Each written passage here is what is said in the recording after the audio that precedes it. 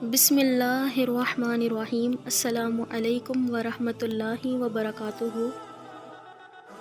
سیدنا عبداللہ ابن عباس رضی اللہ تعالیٰ عنہ سے روایت ہے کہ حضور اکرم صلی اللہ علیہ وآلہ وسلم نے ارشاد فرمایا، دو نعمتیں ہیں اکثر لوگ ان کے غلط استعمال کی وجہ سے خسارے اور گھاٹے میں ہیں، نمبر 1 صحت، نمبر 2 فراغت۔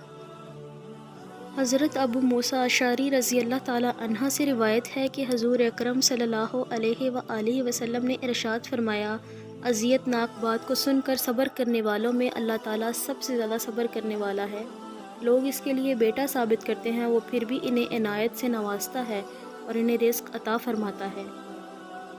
حضرت ابو ہریرہ رضی اللہ تعالیٰ عنہ سے روایت ہے کہ آپ صلی اللہ علیہ وآلہ وسلم نے فرمایا کہ جب رمضان کا مہینہ آتا ہے تو آسمان کے دروازے کھول دیے جاتے ہیں اور شیاطین زنجیروں میں جکڑ دیے جاتے ہیں۔